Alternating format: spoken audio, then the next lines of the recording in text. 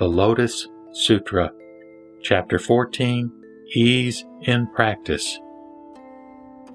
Thereupon, the Prince of the Dharma, Bodhisattva Mahasattva Manjushri, addressed the Buddha, saying, quote, "O Bhagavat, these bodhisattvas are very rare.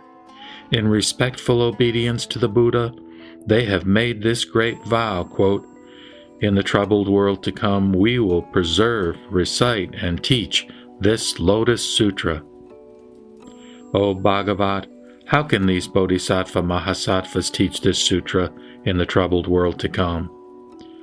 The Buddha addressed Manjushri, saying, "If the Bodhisattva Mahasattvas want to teach this sutra in the troubled world to come, they should abide in the 4 kinds of practices. The first is to establish the sphere of their bodhisattva practice and the sphere of their relationships, and thereupon expound this sutra for the sake of sentient beings. O Manjushri, what is the sphere of the practice of the Bodhisattva Mahasattva? If a Bodhisattva Mahasattva abides in the stage of perseverance, is gentle, tranquil, non-violent, and unafraid, and furthermore, if he remains unmoved with regard to existent things, and perceives them in their true aspect, and neither acts nor discriminates, this is called the sphere of the practice of the Bodhisattva Mahasattva. What is the sphere of the relationships of the Bodhisattva Mahasattva? The Bodhisattva Mahasattva should not consort with kings, princes, ministers, and chief officials. He should not consort with heretics, Brahmins, Jains, and others, or with worldly writers, critics of poetry, materialists, or extreme materialists. Nor should he become acquainted with pranksters, boxers, wrestlers, clowns, and various jugglers, nor with outcasts and people who raise boars, sheep, chickens, and dogs, nor with hunters, fishermen, and those with evil conduct. A bodhisattva should teach such people the Dharma if they come to him, but expect nothing. Nor should a bodhisattva consort with monks, nuns, laymen, and laywomen who seek the Sravaka vehicle. Nor should he greet them. The bodhisattva should avoid their company in chambers, on roads, or while in lecture halls, and not remain with them. If they come, teach them the Dharma according to their capacities, but expect nothing. Moreover, O Manjushri, the Bodhisattva Mahasattva should expound the teaching without any thought of desire for or wish to see a woman's body. If a bodhisattva enters someone else's home, he should not talk to young girls, maidens, and widows. A bodhisattva should also not approach the 5 kinds of impotent men, nor be intimate with them. He should not enter someone else's home alone, and if for any reason he should enter it alone, a bodhisattva should do nothing but single-mindedly contemplate the Buddha. If he should teach the Dharma to women, he should not show his teeth when smiling, nor reveal his chest. A bodhisattva should not be intimate with them, even for the sake of the Dharma, how much less so for other things. A bodhisattva should take no pleasure in keeping young disciples, shramaneras, or young boys, nor should he take pleasure in having the same teacher as them. He should always take pleasure in meditation, and, in a quiet place, practice to control his mind. O Manjushri, this is what is known as the first sphere of relationships. Furthermore, the Bodhisattva Mahasattvas perceive the emptiness of all dharmas in their true aspect. All things are unerring, unmoving, non-returning, irreversible, and like empty space which lacks substance. They are beyond all language. They are not produced, nor do they emerge, nor do they arise. They do not have any name or mark. In reality, they have no substance.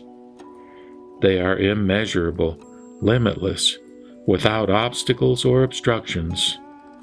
They exist only through dependent origination, arising through error. That is why I teach the permanent joy of perceiving the aspects of all existent things in this way. This is what is known as the second sphere of relationships of a Bodhisattva Mahasattva. At that time, the Bhagavat, wanting to elaborate upon the meaning of this further, spoke these verses. If, in the troubled world to come, a Bodhisattva with a fearless mind wants to teach this sutra, he should enter the sphere of the Bodhisattva practice and the sphere of relationships. He should always stay away from kings, princes, ministers, chief officials, dangerous pranksters, outcasts, heretics, and Brahmins. He should not consort with excessively proud scholars who are attached to scriptures of the inferior vehicle contained in the 3 baskets, or Tripitaka, nor with monks who violate the precepts, with those who call themselves arhats, or with nuns who like to joke and laugh. He should not become acquainted with laywomen who are attached to the desires of the 5 senses and seek nirvana in their present lives. If these people come to the Bodhisattva with good intentions in order to hear about the Buddha path, the Bodhisattva should then fearlessly teach them the Dharma without any expectations. A Bodhisattva should not become intimately acquainted with widows, maidens, or impotent men, nor should he consort with slaughterers, butchers, hunters, or fishermen who kill for profit. He should not consort with people such as those who make a living from selling meat or from pandering prostitutes. He should never become acquainted with dangerous wrestlers or the varieties of jugglers or courtesans. He should not teach the Dharma to a woman alone in a quiet place. When he teaches the Dharma, he should not joke or laugh. If he enters a village to beg for food, he should be accompanied by a monk. If there is no monk, he should single-mindedly contemplate the Buddha. This is what is known as the sphere of Bodhisattva practice and the sphere of relationships. Within these 2 spheres, he can teach at ease. He should not practice the superior, mediocre, or inferior teachings, the conditioned and the unconditioned, or the teaching of the real and the unreal. Nor should he discriminate between men and women. He should not acquire, comprehend, or perceive any phenomenon. This is what is known as the sphere of the Bodhisattva practice. All dharmas are empty and without substance, impermanent, without origination or cessation. This is known as the sphere of the relationships of the wise. Through the error of discrimination, one sees all existent things as existing or non-existing, real or unreal, produced or unproduced. Being in a quiet place, the Bodhisattva carries out practices to control his mind and remains as firm and unmoved as Mount Sumeru. He should regard all dharmas as being without substance, like empty space which has no firmness. All dharmas are neither produced nor do they emerge. They are immovable, non-returning, and always remain in their single character. This is known as the sphere of relationships. Any monk, after my parinirvana, who enters the sphere of practice and the sphere of relationships will not be disheartened when he teaches this sutra. A bodhisattva, at proper times, should enter a quiet chamber and contemplate all dharmas with correct thoughts, according to the meaning. Arising from meditation, he should reveal and expound this sutra to kings, princes, ministers, and Brahmins. Then his mind will be at ease and unafraid. O Manjushri, this is the Bodhisattva who firmly abides in the Dharma from the beginning, and in the world to come will be able to teach the Lotus Sutra. Furthermore, O Manjushri, after the Tathagata's parinirvana, anyone who wants to teach this sutra in the age of the decadent Dharma should abide in ease of practice. When he expounds or recites this sutra, he should not take pleasure in talking about the faults of people or of the sutra, nor should he slander other expounders of the Dharma, or talk of the good and bad, strong and weak points of others. As for the Shravakas, a bodhisattva should not name them and point out their faults, nor name them and praise their virtues. Moreover, he should not feel any hatred, because if he skillfully practices ease of mind in this way, those who listen to him will not oppose his intentions. If he is asked difficult questions, he should not answer using the teaching of the inferior vehicle. He should take his explanation only from the Mahayana, which will enable them to attain omniscience. At that time, the Bhagavat, wanting to elaborate the meaning of this further, spoke these verses. The Bodhisattva should always willingly teach the Dharma at ease, establishing his seat in a pure place. He should anoint his body with oil to cleanse himself of dirt, and put on new clean clothing, both his outer garments and undergarments being pure. Sitting comfortably on the Dharma seat, he should teach according to the questions. If there are any monks, nuns, laymen and laywomen, or kings, princes, subjects, officials and commoners, using subtle ideas, he should teach them with a composed countenance. If they have difficult questions, he should answer in accordance with the meaning, expounding and illuminating it with various explanations and illustrations. Through these skillful means, he should awaken the thought of enlightenment in them all, gradually benefiting them and causing them to enter the Buddha path. Ridding them of idle minds and lazy thoughts, as well as anxieties, he should compassionately teach the Dharma. He should continuously expound the teaching of the highest path, both day and night, using various explanations and incalculable illustrations. Revealing this to sentient beings, he will cause them all to rejoice. He should not expect to receive any clothing, bedding, food and drink, or medicine. He should only single-mindedly think of teaching the Dharma, gain mastery of the Buddha path, and enable sentient beings also to attain it. It is exactly this kind of offering that brings great benefit and ease.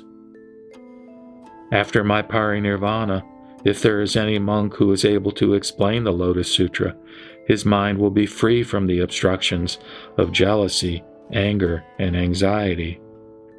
He will also be without sorrows, and no one will slander him.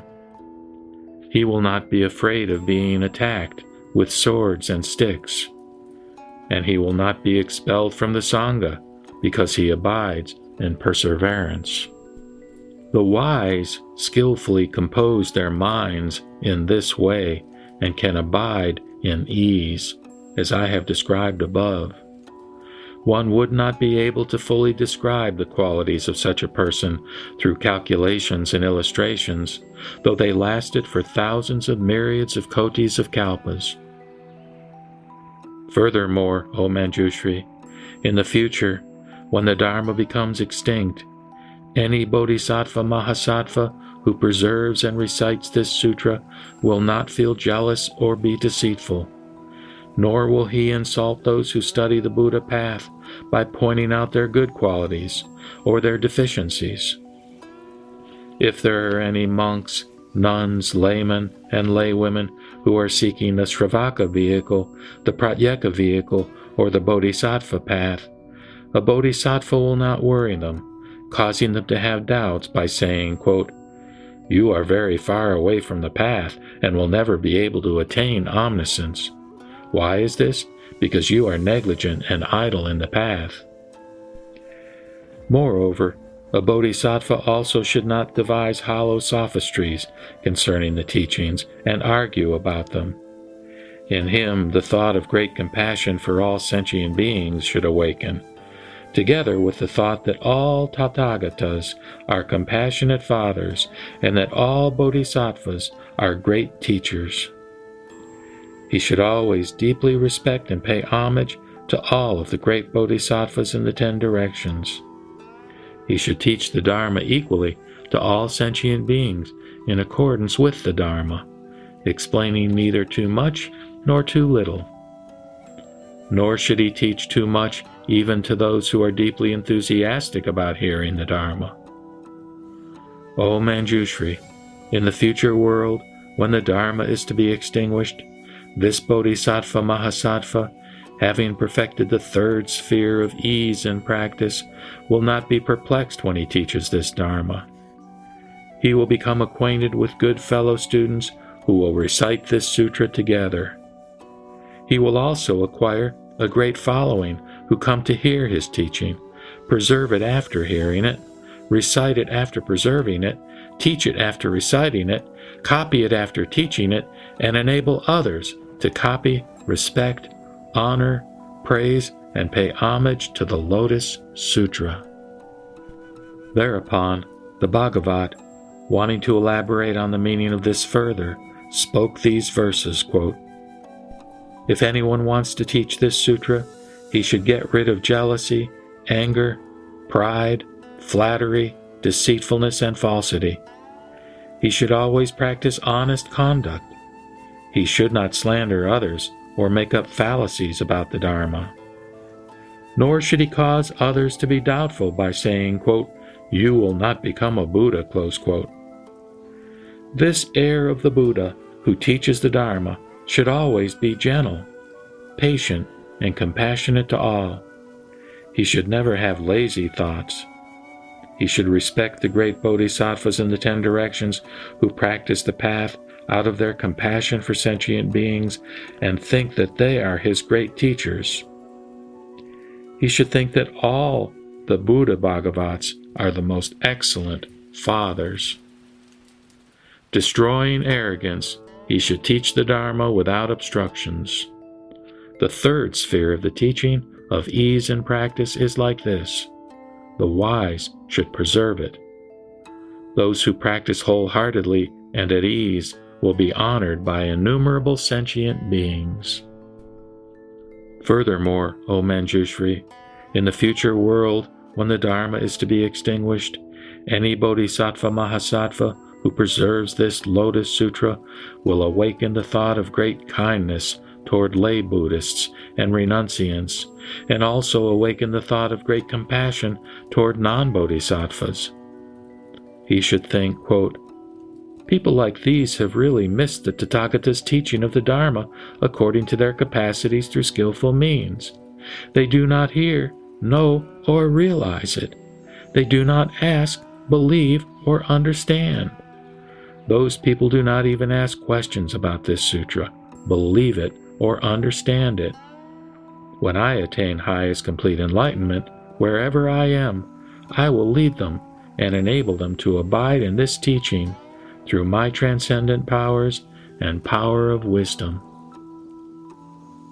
O Manjushri, after the Tathagata's parinirvana, this Bodhisattva Mahasattva, who has perfected the 4th sphere of the teaching of ease and practice, will be faultless when he teaches this Dharma. He will always be paid homage to, respected, honored, and praised by monks, nuns, laymen, laywomen, kings, princes, ministers, commoners, Brahmins, and householders. The devas in the sky will always accompany him in order to hear the Dharma. If he is in a village, city, secluded spot, or forest, and the people want to come and ask difficult questions, the devas will protect him both day and night, always for the sake of the Dharma, and he will cause all of those who listen to him to rejoice. Why is this? Because this sutra is preserved through the transcendent powers of all the Buddhas of the past, present, and future. O Manjushri, even the title of this Lotus Sutra cannot be heard in incalculable lands. How much more is it unable to be seen, accepted, preserved, and recited? O Manjushri, suppose a very powerful noble emperor wanted to subdue other countries with his might, but the lesser kings would not obey his command. In such a case, the noble emperor gathers an army together to overcome them. He recognizes the soldiers who have committed brave deeds in war, and, greatly rejoicing, he bestows boons according to their merit, such as estates, villages, cities, garments, ornaments, various treasures, gold, silver, lapis lazuli, mother of pearl, agate, coral, amber, elephants, horses, chariots, servants, and subjects, but he never gives them the precious jewel in his top knot. Why is this? Because only the noble emperor has this precious jewel in his top knot. If the emperor gives it away, his attendants would certainly be very surprised and mistrustful. O Manjushri, the Tathagata is exactly like this. He has attained the land of the Dharma through his powers of concentration and wisdom. Thus, he has become the king of the triple world. Since the Mara kings will not obey him, the wise and noble generals of the Tathagata come to do battle with them. The Tathagata rejoices at the meritorious ones and teaches various sutras to the fourfold assembly, gladdening them. He bestows upon them the property of all the teachings about concentrations, liberations, faculties without corruption, and powers. He also bestows upon them the city of Nirvana. Saying that they have attained Nirvana, he leads their minds onward and gladdens them all. And yet he does not teach them the Lotus Sutra. O Manjushri, it is just as if the noble emperor finally gives the jewel that has been long concealed in his top knot. Although he perceived the great merit of those soldiers and was deeply pleased, he did not rashly give them the marvelous jewel. The Tathagata is also exactly like this. Since he is the great king of the Dharma in the triple world, he inspires all the sentient beings through the Dharma. When he sees the wise and noble soldiers who have done battle with the Mara of the five aggregates, the Mara of desires, and the Mara of death, who have great merit in battle and have extinguished the three poisons, left the triple world, and broken out of Mara's net, he then rejoices greatly. He now teaches the Lotus Sutra, which is treated with hostility by the entire world and is difficult to believe in, and which he has never taught before, and enables sentient beings to attain omniscience. O Manjushri, this Lotus Sutra is the ultimate teaching of all the Tathagatas, the most profound among all the teachings, and conferred at the very end. It was in the same way that the very powerful and noble emperor gave the jewel after having preserved it for a long time. O Manjushri, this Lotus Sutra is the secret treasure house of all the Buddha Tathagatas and the foremost among all the sutras. The Buddha has preserved it for a long time, and he has not taught it indiscriminately. Now, for the first time, he teaches it. At that time, the Bhagavat, wanting to elaborate on the meaning of this further, spoke these verses. Always practice patience and be compassionate toward all, since only then can one expound a sutra praised by the Buddha.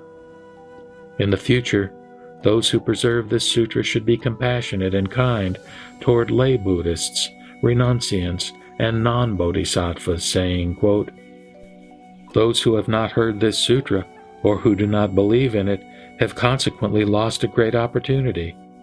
When I attain the Buddha path, I will expound this teaching through various skillful means and enable them to abide in it." Close quote. Suppose there was a powerful noble emperor who bestows upon those soldiers meritorious in battle various gifts of elephants, horses, chariots, conveyances, ornaments, estates, villages, cities, garments, various treasures, servants, and wealth. He gives these gifts with joy. If there is anyone who has been brave and has performed difficult deeds, the noble emperor gives the precious jewel in his top knot. The Tathagata is exactly like this. He is the emperor of all the teachings. Out of his great compassion, and through his treasury of wisdom and great power of patience, he inspires the world according to the Dharma. Seeing all the sentient beings suffering, seeking liberation and doing battle with the Maras, he explains various teachings for the beings and teaches various sutras with his great skillful means. Knowing that the sentient beings have finally attained the power to understand, he teaches the Lotus Sutra only at the very end, just like the noble emperor who gave the jewel in his top knot. This sutra is the utmost, superior to all the sutras. I have constantly preserved it and have not revealed it indiscriminately. Now is the right time to teach it to you. After my parinirvana, those seeking the Buddha path who want to attain ease and expound this sutra should become familiar with these 4 spheres of the teaching concerning ease in practice. Those who recite this sutra will always be free from anxiety and illness, and will have a noble countenance. They will not be born into poverty, lowliness, or ugliness. Sentient beings will want to meet them, just as they long to meet a wise seer, and all of the Devaputras will serve them. Sticks and swords cannot hurt them, and poison cannot harm them. If people slander them, those slanderers' mouths will be sealed up. They will travel fearlessly like a lion king, and the light of their wisdom will illuminate just like the sun. If they dream, they see only subtle things. They see the Tathagatas seated on lion seats, teaching the Dharma to the assembly of monks surrounding them. They see Nagas and Asuras, as numerous as the sands of the Ganges River, honoring the Tathagatas with their palms pressed together. Revealing themselves, they teach the Dharma to these beings. They also see the Buddhas with golden bodies, emitting immeasurable rays of light, which illuminate universally, and expounding various teachings with beautiful voices like Brahmas. To the fourfold assembly, the Buddha teaches the highest Dharma. Revealing themselves among them, they praise the Buddha with palms pressed together. Hearing the Dharma, they rejoice and pay homage to the Buddha. They attain the power of recollection and achieve the wisdom of non-retrogression. The Buddha, knowing their minds and that they have deeply entered the Buddha path, gives them a prediction of the highest complete enlightenment, saying, quote, "O son of a virtuous family, in the future you will attain immeasurable wisdom and the great path of the Buddha. Your land will be pure and vast beyond all comparison. The fourfold assembly will also be there, listening to the Dharma with their palms pressed together." Close quote. They who recite this sutra also see themselves in mountain forests, practicing excellent teachings, experiencing the real aspect, deeply entering into concentration, and looking at the Buddhas in the 10 directions, all of whom have golden bodies adorned with 100 auspicious marks. They will always have such pleasant dreams, and, hearing the Dharma taught, they will teach it to others. They will also dream about becoming the king of a realm who abandons his palace and retinue and the highly pleasing desires of the 5 senses, approaches the terrace of enlightenment, sits on the lion's seat under the Bodhi tree, attains the wisdom of all the Buddhas after seeking the path for 7 days, and who, arising, turns the wheel of the Dharma after having attained the highest path. They will teach the Dharma to the fourfold assembly for thousands of myriads of kotis of kalpas. Explaining the true and incorruptible Dharma, they will save innumerable sentient beings. Later, they will enter nirvana, just as smoke dies away when the flame of a candle is extinguished. If anyone in the troubled world to come teaches this highest Dharma, they will attain great benefits like the merits mentioned above.